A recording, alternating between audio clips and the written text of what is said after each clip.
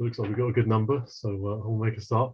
Good evening and welcome all to our first ever online conference for LSWRT3 number 563. We're sitting comfortably. My name just a minute and then we'll start the presentation. My name is Nathan Now. I'm the chair of the 563 Locomotive Group. Now, aside from the letters and emails you may have received from us in the past, this is our first real or virtual opportunity to engage with you, the supporters. So thank you for joining us, and we hope you find this session really interesting. Now, the T3 has been with us since 2017, so at this point, there's much to look back on, progress to show, and hopefully more that will inspire you tonight. Ultimately, we want you to be as excited about 563 as we are, and the prospect of seeing it in steam for the first time in over 73 years. Let's tell you all about it. We've assembled the majority of the 563 Locomotive Group team here. You'll first hear from Nick Lloyd, our secretary, then Matt McManus, our deputy chair, myself, and finally Steve Doughty, our treasurer.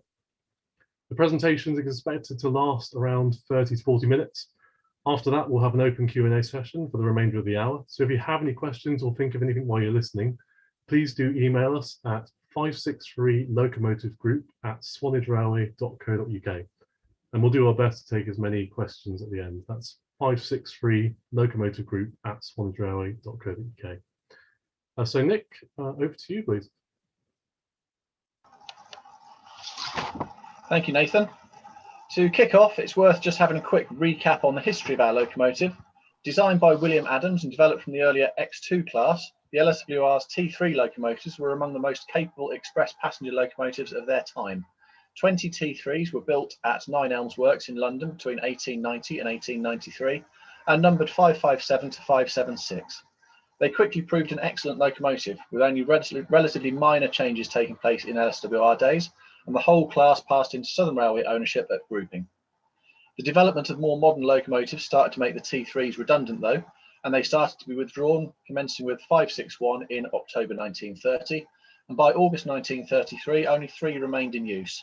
2 of these, our very own 563 and also 571, made it into service during the Second World War, but by 1945 both of these had been withdrawn from service and placed into store. Our engine, number 563, was completed in March 1893 and it was allocated new to Nine Elms Shed, so not a great distance away from where it was built. 563 moved to Guildford Shed in around 1905 and in around 1906 underwent heavy work which included the removal of piston tail rods, removal of suspension equalising beams and the fitting of a Drummond chimney.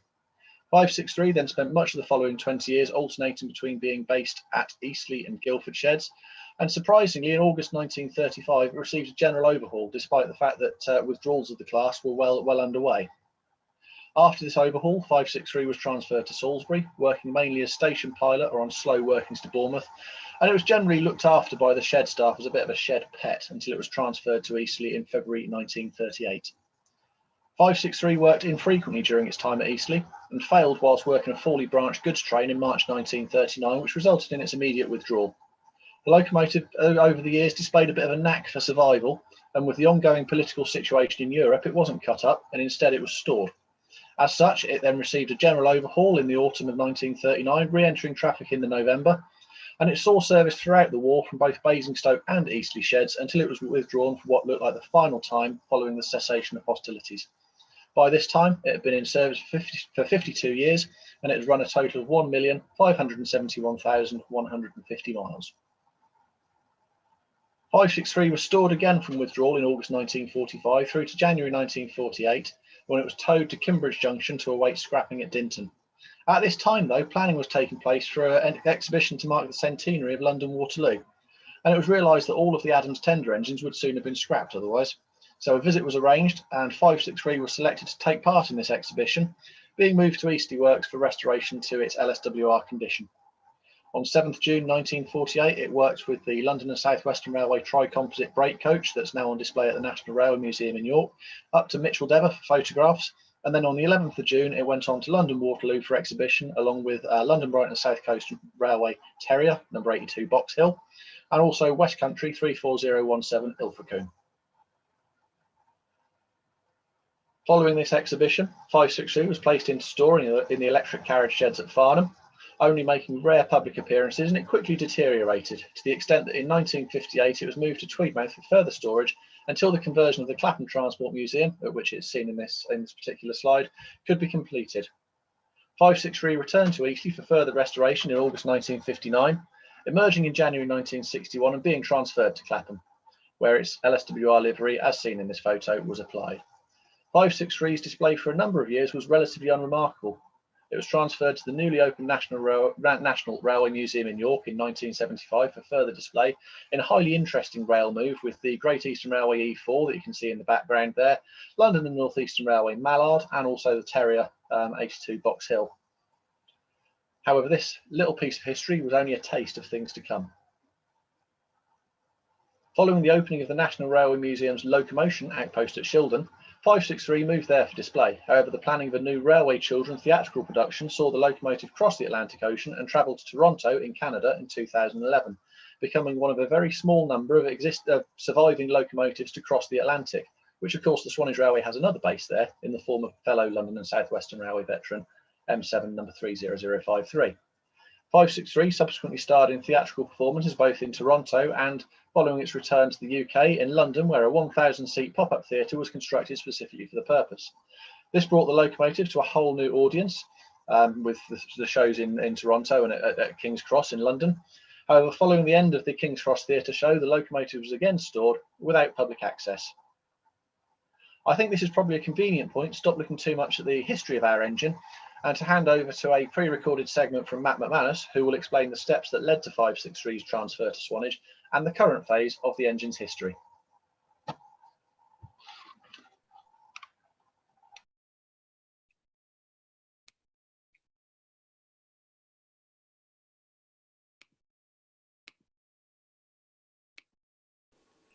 Hello, my name is Matthew McManus. I'm the Deputy Chairman of the 563 Locomotive Group. I've been involved with the Swanage Railway for over 20 years now, and in that time, I've done lots of different roles, and including a paid role as the Deputy Operations Manager. During that time, we were on the lookout for additional locomotives to complement our existing fleet, and we made contact with lots of different owners and with the NRM, and it come to the conclusion that we'd like to look at Bullied Q1 number 33001. And the NRM invited us up there to have a look at it. We prepared a number of bits of paperwork and presentations, but at the time, the National Rail Museum decided not to proceed due to the ongoing overhaul problems with Flying Scotsman at the time, and the realization that the Q1 was actually a pretty important exhibit as a wartime locomotive. So we let sleeping dogs lie and broke off discussions, but we made sure we maintained the good contacts and connections that we had made.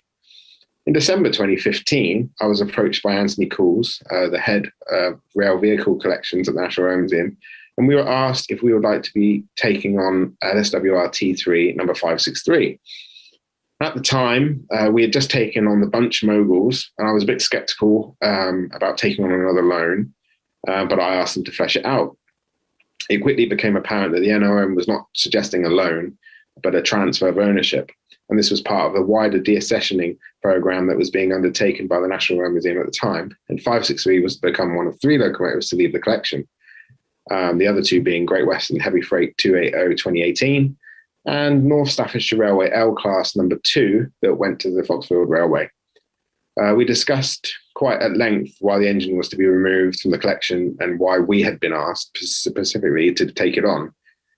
We decided at this point to bring in the locomotive to Superintendent Graham Froud, and in this picture you can see him stood on the coal of 563 as it is backstage at King's Cross on the Railway Theatre production. Walking onto the footplate there, you can see Anthony Cools, he's the NRM curator that we dealt with, and Kevin Potts, the locomotive director, is on the stage there, just there, and I'm taking the picture. We went up to view the locomotive, and it was being shunted in and out of position by a little electric locomotive. And Graham and I crawled all over the engine. We were frankly amazed by the condition of it. It showed no visible signs of corrosion. Many parts were freshly overhauled, but the firebox was really puzzling. It was extremely bodged together. It was not very good repairs. And it really all confused us as to why it appeared to have a completely freshly overhauled chassis with a condemned boiler. Either way, the engine looked in our mind a worthy candidate for acquisition, as it fit in with perfectly with the aims of the Swanage Railway Trust, and any repairs necessary were perfectly within our ability to do so. To that end, we have prepared a document and presented it to the Swanage Railway Trust Council of Management on the 21st of May 2016. The SRT unanimously agreed to its acquisition, and we awaited the NRM to formalise their offer, which they shortly did afterwards. There were 3 delays in the transfer of 563 to the Swanage Railway due to runaway success of the railway children. Eventually, the last show ran and the theatre closed. In this picture, you can see 563 tarpaulined up after the theatre was closed and dismantled around it. The area outside King's Cross at the time was being redeveloped as part of the Google headquarters project, and the locomotive was sitting in this setting for a number of weeks, garnering lots of interest. We baited social media the day before the announcement of the transfer was made public, and we handled the elation and criticism with it about as best we could. We knew that the transfer wouldn't have unanimous support, but we had accepted 563 with the best possible intentions, and we were not going to sit on our hands with the engine. As you can see, we are now 4 years into our ownership, and we feel that we are proving worthy owners of this unique and special locomotive. Ownership of 563 to the Swanage Railway Trust was formally transferred on the 30th of March 2017, and the locomotive arrived at Norden a few weeks later on the 12th of April 2017. On the 31st of May, the engine was officially handed over at Corfe Castle by the National Rail Museum head Andrew McLean in front of descendants of William Adams. And in this picture, you can see Andrew McLean there on the left, Anthony Cools in the middle, Gavin Johns, our chairman, and the descendants of William Adams stood next to Gavin there. It was quite a day. The locomotive then remained on display throughout the summer, although shortly after display, I removed all of the non-ferrous fittings and placed them into safe keeping. In this picture, you can see us at Corfe on the handover day, and we're just sort of celebrating there, which was a really great day. After that day had ended, the engine remained on display at Corfe Castle for the rest of the summer, where our small team continued to work hard looking after it. By the end of the summer, plans were afoot for the next step. We were extremely fortunate to receive a £20,000 donation from Alan Moore. Alan Moore is a long-time supporter of the Swanage Railway and has enabled projects such as Car 14 and the Churchill funeral van to proceed. This enabled us to send the engine to the flour mill for an independent mechanical assessment. The day before it left, we ran a very short notice photo charter with timeline events to produce the photos, and one of them you can see here, of how 563 might appear when it is finished on the railway. As you can see, it's quite a sight, and we hope to recreate this for real in the next few years. And we can, of course, say that timeline events will be the first photo charter. So thank you very much for your support, and we all look forward to 563 running very shortly.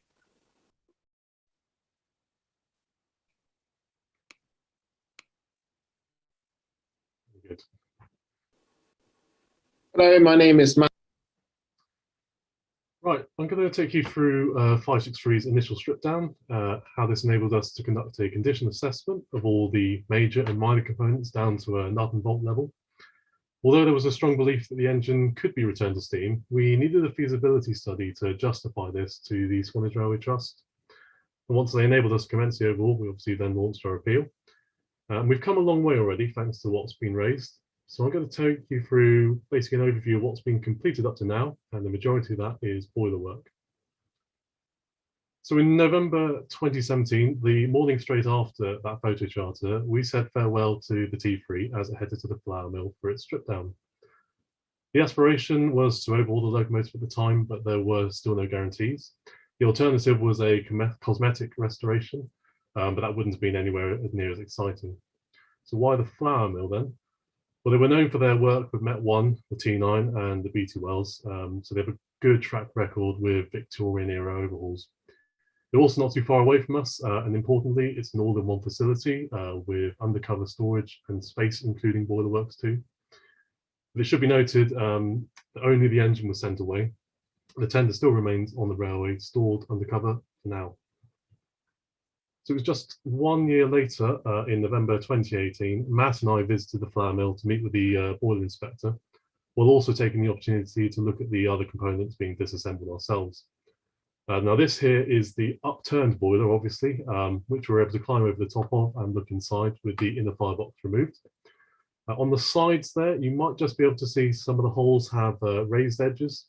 Now this is where bushes have previously been drilled out and inserted as a repair for the stay bolts. There are, however, quite a few of these, so we knew already that the steel sides would need to be replaced and basically give us a blank canvas to start with.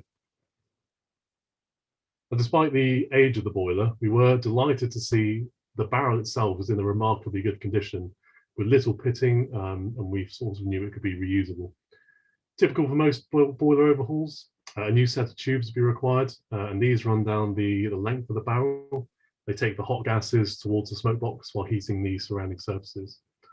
Now down underneath, you can see there are the girder and the sling stays. I'll talk a bit more about those later on. Now what Matt alluded to is the inner firebox. This here is a photo of the plate work. So even before we sent the engine away for assessment, we knew the one thing we had to do is it's going to need a new firebox. Now this patch and plate repair is not typical for boilers and wouldn't normally be acceptable either. It did, however, enable 563 to go to Waterloo, admittedly with a significantly reduced pressure for the centenary. The repair by EC Works in 1948 was actually considered so novel. We recognised the heritage, the skills, and the story that really represented as sort of 563's saving grace. So we decided to save the whole inner firebox, and we considered it was worth preserving. Now, just for a bit of background, the inner firebox is the heart of the boiler, which is effectively surrounded by a water jacket. And the burning coal inside transfers the energy to the heating surfaces that creates the steam. And the assembly is fixed in place by a series of stays. So trying to preserve and extract the inner firebox was going to be a much harder task than simply just cutting it out. And to do this, every single stay had to be drilled out in order to release the inner firebox. For the result of the hard work, again, this photo here is upside down, but it gives you the idea. We've yet to decide the best way to exhibit this, but it's certainly a unique opportunity to show the public the inside of a steam engine that they would not normally see. And what I do have here is one of our turned down stays for any significant donations or anyone contributing over £100 a month in standing orders. This will be your own extremely rare piece of pre-1940s coppers from 563 itself. We're just waiting for access to a lathe, and we'll be turning those down and sending out in batches in due course for those that are eligible. Now, as I mentioned earlier, the advantage of space of the flour mill, they certainly have the luxury of it, as you see there. With the boiler extracted, the chassis could be moved inside and moved undercover for strip down. Absolutely everything you can see there needed to be removed, so basically leave no stone unturned and take the engine right back to its frames. What I've got is a few examples of these sizable and varied components here. These are the eccentric straps. They control the valve vents of the cylinders, and we put them on pallets. Like everything else you'll see there, everything's well organized. Here in the next photo for you are the main springs for the driving coupled wheels, and they give the engine its suspension. The key thing you look out for here is the condition of each individual leaf there for signs of cracks. So basically, as everything comes off, it's cleaned, primed, like the sanding boxes and the buffers you can see there. At the bottom, there's also the valve rod guides, and they sit in the frame stretchers.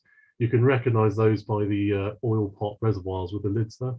You can just see the old trimming sticking out, and that's basically for the oil to wick and slowly lubricate the contact surfaces. More recognizably, you can see the cab components there at the back with the porthole windows.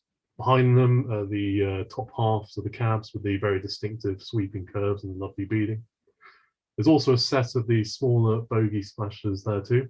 What's particularly interesting to see, before these were stripped back, were the signs of the older Southern Railway olive green. So who knows, there's a bit of a flavour of things to come in the future there perhaps. So being able to go through this process methodically and thoroughly means we essentially have a kit of parts that's literally available off the shelves there. This will obviously make the flour mill's lives quite easy when they come back to reassembling the later engine on. But as more and more components are being stripped down and measured, it was quickly becoming evident that Eastleigh Works had in fact conducted a very thorough overhaul of the engine themselves. Now, this was a remarkable contrast to the condition of the boiler. Considering the engine had been withdrawn from service and there's no planned future, they needn't have gone through the effort. I like to think it's the testament of the pride and quality of the work that Eastleigh were renowned for, but for whatever the reasoning, I'm glad they did. In this photo, you see the expansion links, and they hold the dive locks inside. They basically control the valve events by connecting directly to the eccentric straps I showed you earlier. Now, perhaps what I do have here is some more relatable visual examples as well of what I mean. This is the big end bearing of the conrod, and that basically connects the piston to the outside of the driving wheels and goes round and round. You can see the cork just sticking out of the top there. That's where the drivers fill with oil, and that lubricates the surface between the bearing and the pin which protrudes from the wheel. But what you can't see in this photo is any significant ovality in the bearing, basically where it's worn unevenly with the pushing and pulling of the piston or the up and down rotation of the wheel. So that's excellent. The other good example I've got for you here is the face of the valve itself. This controls the admission of steam from each end of the cylinder and pushes the piston. So this is ultimately what the eccentric straps and expansion links I mentioned earlier controls. Now, in terms of the condition of the component here, if you look at the surface of the valve, there's no significant scoring or deep gouges. That there is nice and flat as it should be. So after all the stripping, the measuring and checking, the good news is we weren't trying to recommend the overhaul of a Barry scrapyard wreck. With the discovery of the amount of work that had already been done at its last overhaul, the job was much more feasible than we could have ever imagined. And on that basis, we commended the overhaul of 563 to the Trust. And it was on the 18th of May 2019, about 1.5 years since the T3 had left the railway, we finally had the authorisation to proceed with a full overhaul. And the promise of returning 563 to steam for the first time in over 70 years was becoming very real. To help kickstart the project, the Trust also committed £30,000 for the copper needed to create the brand new inner firebox. So with this, we returned to the flour mill in November 2019 to see the progress they'd made thanks to your financial support, and the frames, as you can see here, looking much better with a coat of paint and primer. The wheels had also been shot blasted, non-destructively tested for cracks, which there weren't any, fortunately, and then again painted in primer. That there is Steve on the left and myself on the right, just to give you a sense of scale next to the 6'7" drivers. The smaller bogie wheels are 3'7" by the way. Now the wheels here they're placed in the lathe. There's nothing actually wrong with the profiles of the wheels or the tyre thickness itself, that's fine. But this way the wheel can be turned over slowly and the axle journals can be polished. There's no roller bearings on our axle boxes. It's just a plain lubricated bearing that meets the face of the axle itself. So it's really important to get a nice smooth finish on that. So if you fast forward to the end of 2020, the copper for the Trust had been paid, was sourced, formed by the South Devon Railway earlier in the year. And this was the delivery of the new components to the flour mill after COVID-19 temporarily delayed everything, as we all know. And the copper had only been pressed, so it still needed machining to add the holes for the boiler tubes and the stays. As you may or may not have seen in our January update, the inner firebox is now being assembled. The boiler has also joined under the same roof, and the outer firebox sides have since been replaced. These will all need the new stay holes drilling again as well.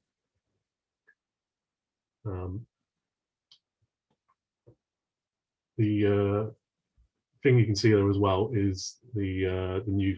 Sorry, Will, if you go back one for me. Just to say, you can see the contrast there between the new and the old rivets on the throat plate. Just basically that blank canvas I said earlier. Just we'll have to drill all the individual holes to align with the inner firebox later. Thanks, Will. If you can go back for me. Right, I said we'd come back to these. We saw them earlier on when we were stood inside the boiler. And what you can see here are the sling stay hangers on the left and the girder stays on the right. Now, thanks to the generosity of one of our benefactors, these were the other long lead items which we were fortunately able to progress last year, as we knew they'd all need renewing. So what do they do? They connect the top of the inner firebox to the underside of the outer firebox, and essentially suspend the whole assembly in place.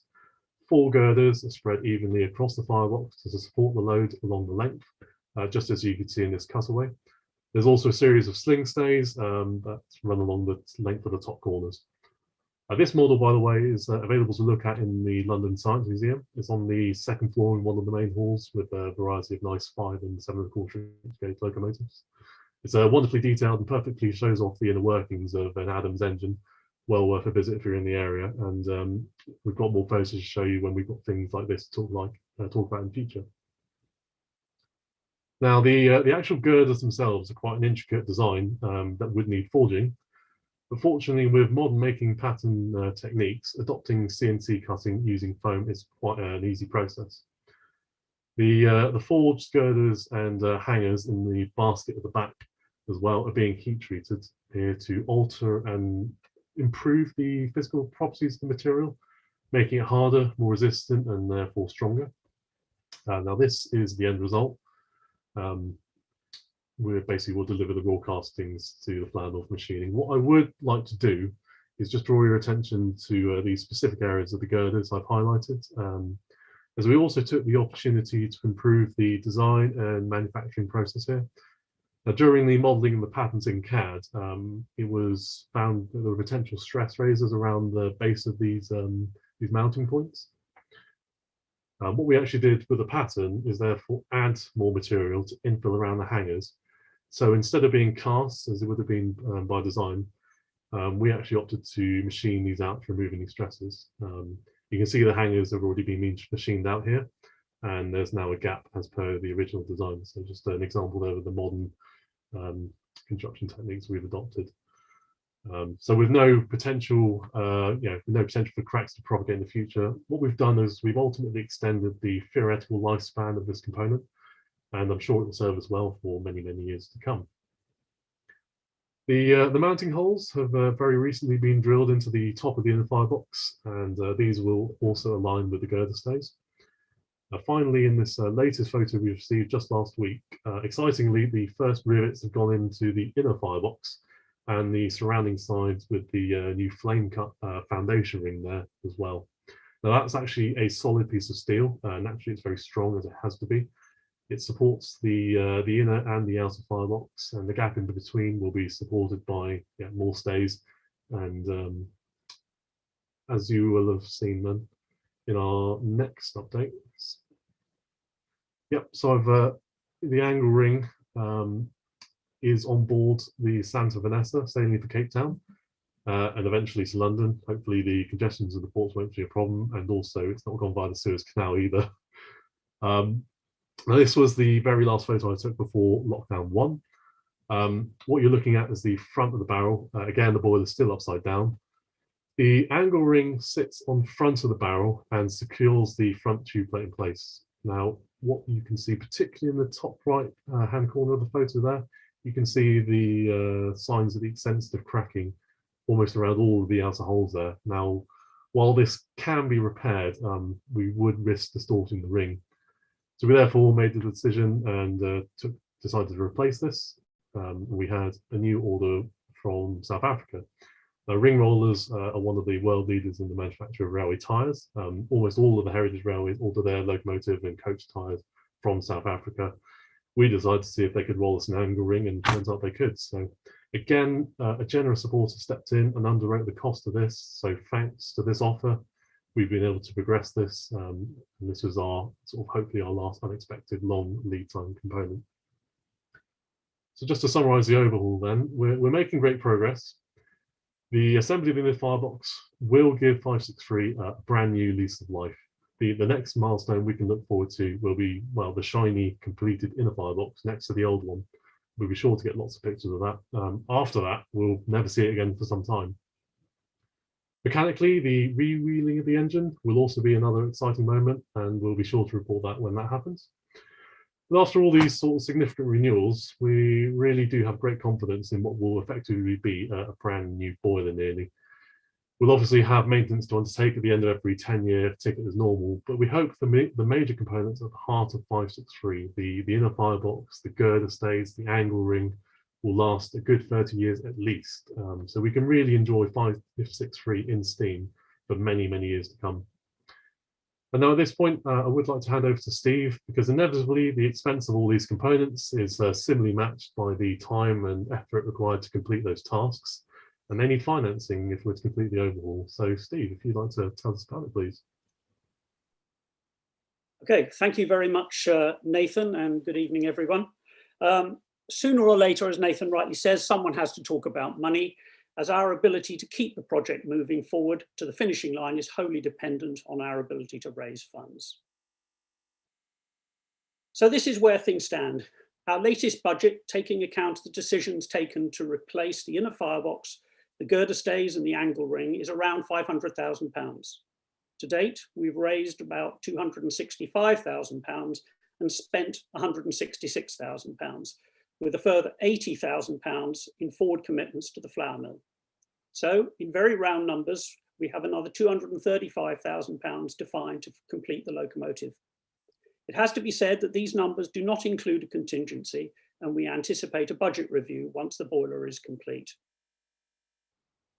So where's the money going to come from?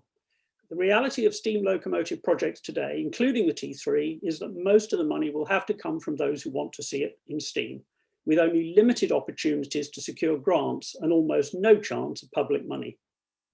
As the A1 project have demonstrated, key to success is evident progress with the locomotive and making support affordable.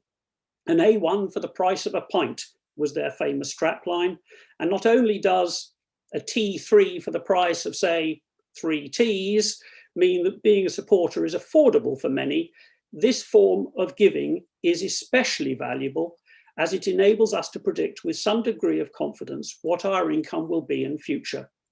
This is really useful when making commitments to the next stage of the restoration. So if you are in a position to make a monthly contribution by standing order, no matter how modest, that really is appreciated. Thank you. We've often been asked if we've been considered applying for a lottery grant. A few locomotive projects have been fortunate in gaining lottery grants, but that is increasingly difficult these days given limited funds and perhaps an increased focus on social causes. And the criteria are very tight. For example, they generally do not fund projects that are already underway. There are grant-giving bodies that we are looking into, but the typical award of these we've explored thus far tends to be relatively modest. The application process can also be quite lengthy, such that there can be a risk that by the time the bid is considered, the project has moved on. We will, however, continue to explore grants from bodies for whom our project is particularly relevant, such as those with a focus on heritage and the south of England. I'd now like to look at sponsorship and a new initiative, the Tender Club. The project to date has been very fortunate to secure sponsorship from some of the very large costs that we have faced. Our decision to take the locomotive to the flour mill for assessment was made possible, as we've already heard, thanks to the support of Swanage Railway patron and well-known enthusiast Alan Moore, CBE. Alan has provided seed capital to get many railway projects off the ground, and we are very grateful to him and his long association with the flour mill for making it possible to show that restoration was very much a practical proposition. A legacy, remembering a London South Western Railway enthusiast, enabled us to commit to the replacement of the inner firebox, without which the restoration would have stalled. And sponsorship during lockdown of the girder stays and the angle ring has enabled these long lead time boiler components to be secured and keep the path to steam in the near future well and truly open. I should at this point also like to acknowledge the support of the Swanage Railway Trust, our parent, having contributed £30,000 from its general funds to the purchase of the copper for the firebox. However, given the pandemic and the need for the Trust to focus on the survival of the railway through the crisis, our goal is to raise what we need to complete the locomotive without asking our parent for more at this time. So for all these very significant contributions, thank you. So what remains to be sponsored? We have opportunities from £20 to £50,000 for those who wish to identify their donation with a specific component. What can we tempt you with?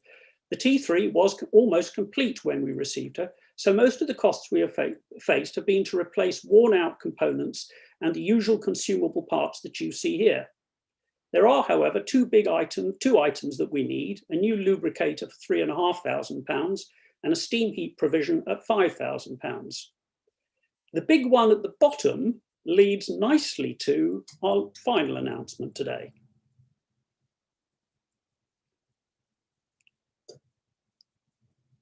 The Tender Club. As Nathan said earlier, 563's tender did not go to the flour mill and remains on the Swanage Railway.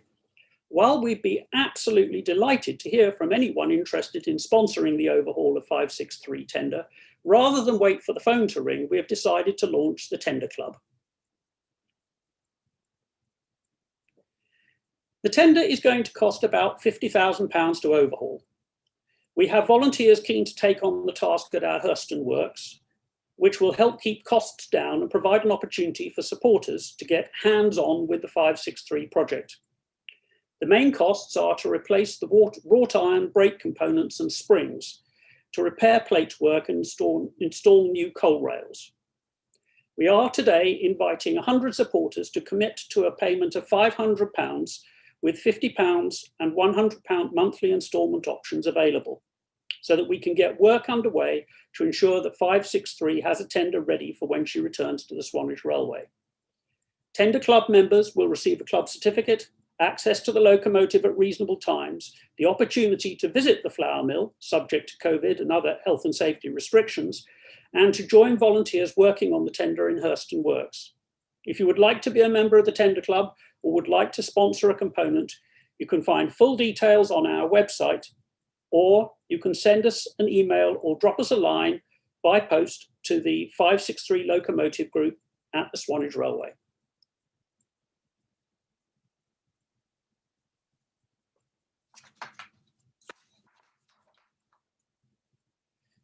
So, in return for your support, we offer a range of collectibles and benefits to enjoy, ranging from certificates and prints to hang on the wall to one of the original copper firebox stays to treasure.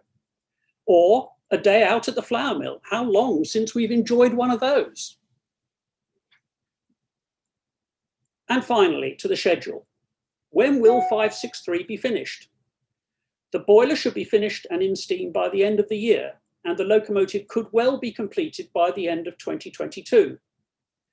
With the tender ready in early 2023, we believe that 563 could be ready for service in spring 2023. Of course, this is only possible if we can raise the money quickly. Thank you very much for listening. I'll now hand back to Nathan to summarise our presentation. Brilliant. Thank you, Steve, and to the others for your sections as well. So including the guys you've heard from this evening, along with our president, Philip Williams, and our Swanage Railway trustee, Will Sherritt, who's been hosting the presentation for us. We have an excellent and enthusiastic team that's spearheading this project. But it is really thanks to you and your exceedingly generous support that you've shown for us thus far that we've actually been able to do this much in a relatively short amount of time.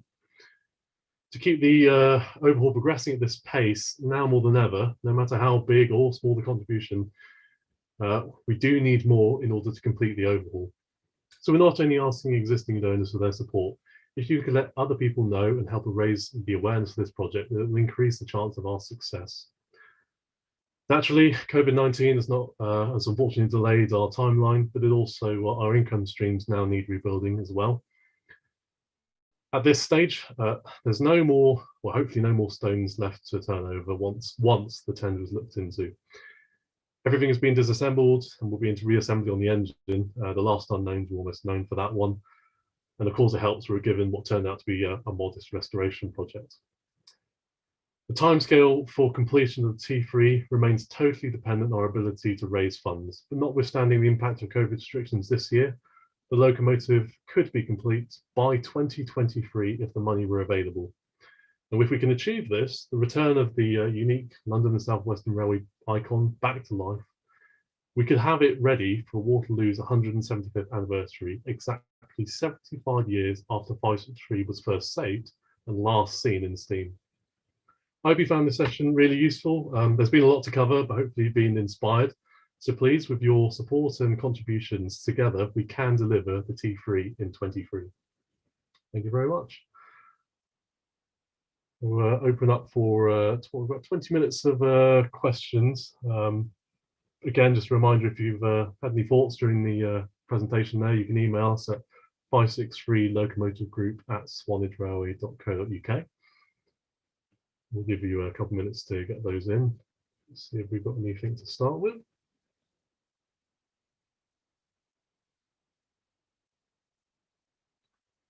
Okay, well, nice and easy one to start with then. Will it visit other railways? In essence, yes. We have an aspiration to obviously take the locomotive on tour to any railways that are interested. I think we feel we almost have an obligation as well to basically show off this icon. It will hopefully be the new flagship of the fleet for the Swanage Railway, one of them at least. And we want to show this engine that no one will have seen in steam for, like I say, I know we keep saying it, but no one's seen it in steam for 73 years, and that only keeps getting longer. So hopefully 75 years will be the longest time that we have to see that out of steam. It'd be really quite something to see.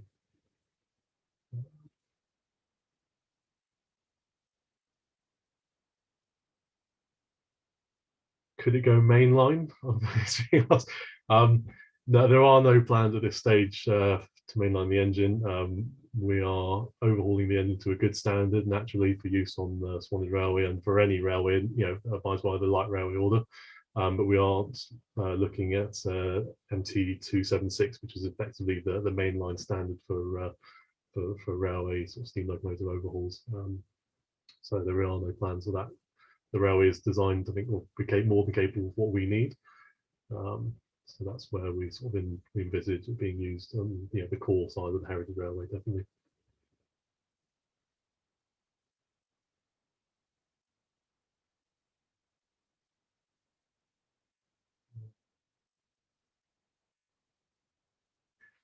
Interesting. This is an interesting one that's come through then. Does the group have any plans to change the chimney on the loco? We do. I think there's no secret that obviously at the moment. So basically, it's got its original Adams stovepipe chimney, a very distinctive feature for a lot of his engines. It was only until Drummond took over that he then introduced the effectively what was the conventional lip on the chimney. Now at this stage, we discussed this as a group. We've considered it, but there are a few modifications we'd need to make. It's not just the chimney if you want to truly represent it in the Drummond livery. Subtle things which you might not recognise, but do have a look, is photos of the smokebox door as well are notably different. So to do it justice, if we were to put the engine into its southern olive green livery, we would be looking at a change of chimney, which we haven't got one cast yet, which is additional costs. So we haven't, we decided it's something for a later stage. Let's get the engine running first. Let's get it, get the support really going as we take it around the country and people get to know the engine a bit better, and then sort of fundraise for that. And then again, that will include the smokebox door, which is slightly different as well. So for now, we'll keep it as is in its Adams guise. It will come out in Drummond. It's effectively royal green livery, in essence, as you can see here, which is rather nice. And that will be, again, just a throwback to the Waterloo centenary as it was turned out by Eastleigh Works back then. So that's sort of our nod or our tribute to that.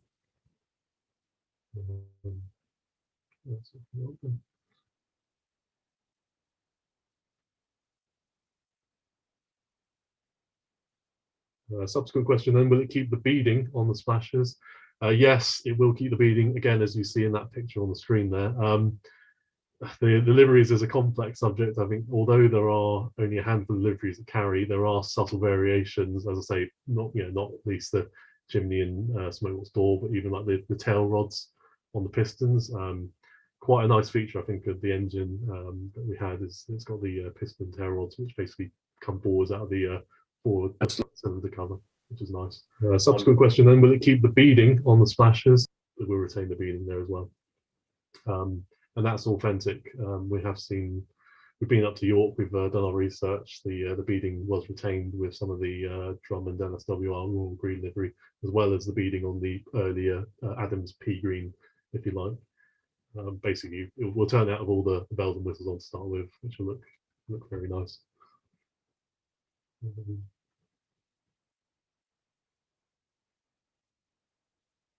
Is there scope for volunteer working parties at the flour mill? Yes, we do hope so.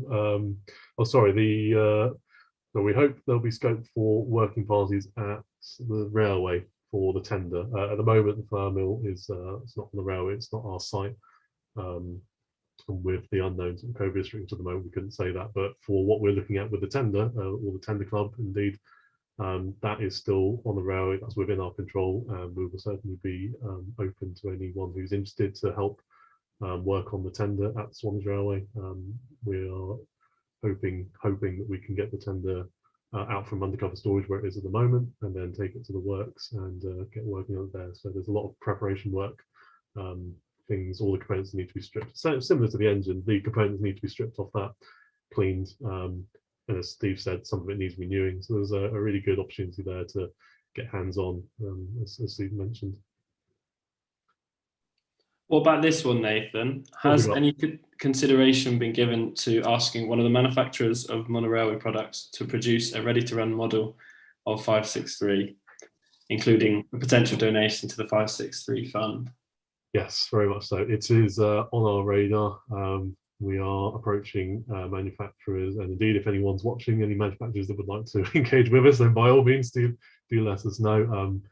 We are exploring the opportunity. I think it's a very nice engine. I think it's just got that Victorian elegance about it, and a lot of manufacturers, for anyone who's engaged with the hobby, are doing more with the early pre-grouping engines now. So hopefully, there's a market for it.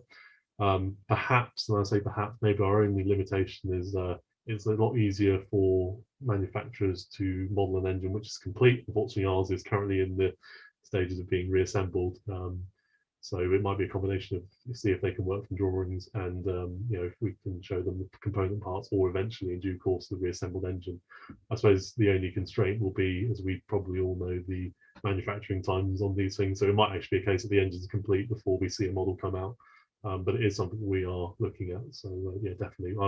I personally would like to see one or two models of 563, obviously.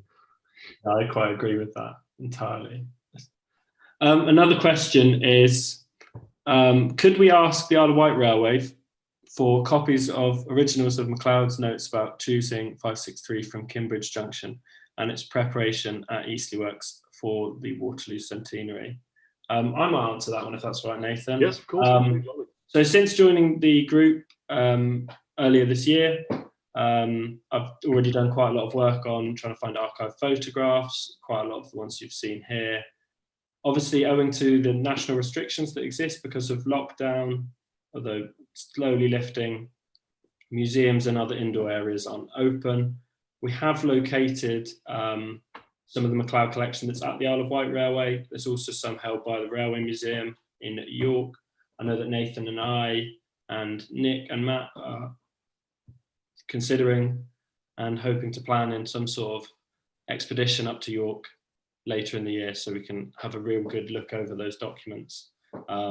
Nathan and Matt are actually also volunteers at the Isle of Wight Steam Railway, so hopefully they may be able to assist there. But yeah, it's definitely something that's in plan and on our radar.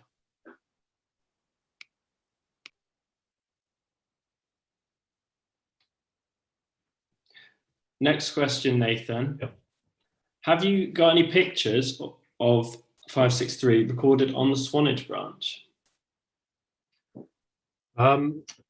We have records of the T3 class working Southampton, Bournemouth area down to Wareham. What we haven't yet seen is a T3 on the branch, only written in timetables and diagrams and so on. What we do have in our own Boffy at Swanage is a photo of a similar classmate, the X2. Some of you might have seen that picture before on our Facebook page in the past. I'm sure we'll we'll circulate that one again in due course. So we know sister engines or engines of a similar type worked at Swanage. We're quite confident that hopefully a T3 has worked the branch, but certainly if they haven't worked the branch, they did work down to Poole, Bournemouth and the surrounding area. So they were, it's as appropriate for, it's in the right home on the south coast as it could be anywhere else. So another question. Yep. Some Victorian engines have been challenged by the railway's gradient profile, that being Swanage Railway, when hauling 5 or 6 Mark I coaches. How confident are we that 563 will be a competent performer and take turns alongside Bullard Pacifics and the BR Standard at Swanage Railway? That's a good question. On paper, the engine sits somewhere between the T9 and the M7. The T9 obviously has the obvious advantage, only slightly later class, but also it's superheated. The M7, on the other hand, is saturated, but it's a tank engine. So on paper, it sits between the two. And as a driver myself, having driven and fired the T9 and the M7, we're very confident that it can handle the 5-coach train. I think the only caveat to that is it's been 70 years plus. No one knows. So I think there will be a bit of an element of experimentation, seeing what it likes best, and how it goes, well. Interestingly as well, though, we have Will has pulled out records recently of some of the early trials. Of the X2s, was it, Will? Yeah, that's right. It was something that was published by William Adams and his, I think, works manager. I think it was Nine Elms, and it was about X2s working in the 1890s along the main line to Salisbury and the main line down to Bournemouth. And I think you had a good look through them, and so the X2 is a slightly smaller engine. It's got a slightly smaller firebox and slightly bigger wheels, and they were used in the 1890s to haul similar weight trains to a modern train of relatively modern train of 5 or 6 Mark Is. So it's an area we're confident, but it's certainly an area that we're planning to substantiate, because obviously, understandably, given it hasn't been steamed in nearly 75 years, people are justified in asking that question. Yeah, no, it would be good. So, so on paper, in theory, yes, it is possible, and we look forward to being the test drivers and crew on that when it does. But yeah, we do believe very strongly that it's more than capable. So I've got another question. Are there any plans to restore or create an LSWR carriage set for the locomotive? It is something that we are considering. Our priority, obviously, first and foremost, is the engine, and we believe once we do have the engine in steam, then that's the easier way to get in with the grant-giving bodies, to show them that we've got an engine of the vintage. We're trying to sort of demonstrate the train of the period, but we haven't got an appropriately matching coaching stock. And some of those carriages still survive. Possibly they are likely to see the light of day again. If we can give them a lease of life as we have done with 563, then that would be excellent. We kind of hope that 563 will be the catalyst to those things in the future. So it's not off the table. It's just not an immediate priority first and foremost. But importantly as well, we've got the Carriage of the Peel, which is running to have our first ever covered accommodation at Hurston. So once we've got the facility in place, then we can look at sort of those restorations. So it is definitely something we aspire to do for certain. Do we have a provisional date for the tender to move into Hurston Works, as Eddystone should be moving out in the next few months?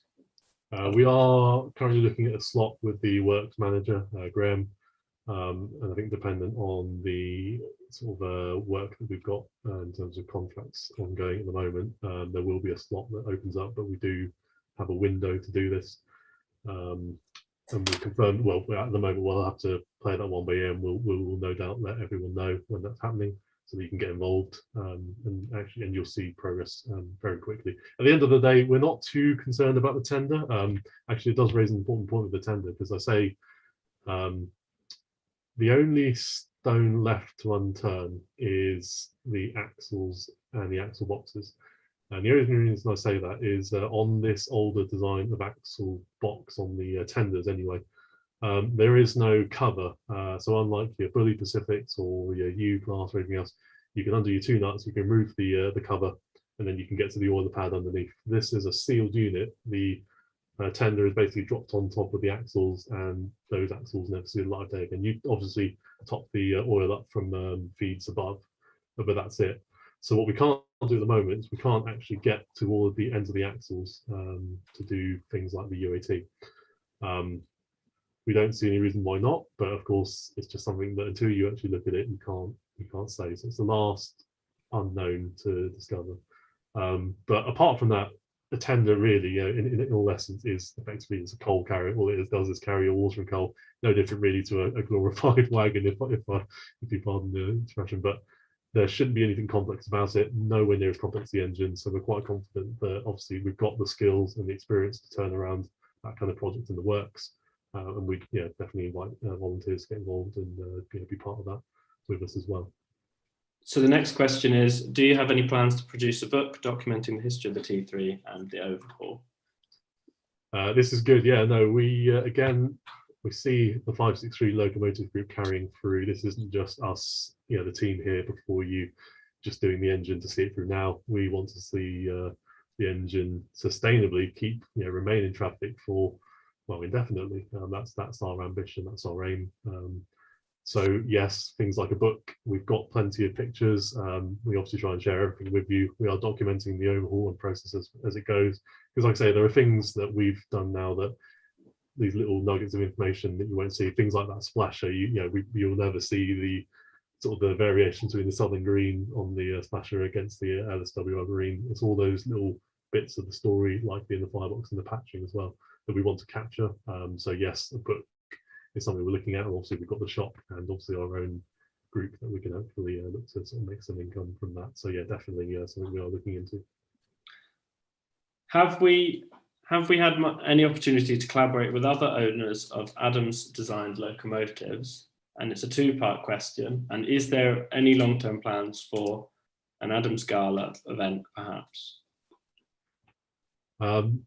We haven't had a need to have much collaboration with any of the surviving engines. I suppose the only two really are your Adams 02 and then the radial, the Bluebell. We've got all of the drawings from the National Railway Museum, so we almost have a lot of the technical resource we need to complete the overhaul. But obviously, if we do, we have a close working relationship with our fellow railways. And if we do, I'm sure if we do need to know anything, we can approach them, but we just haven't had the need to yet.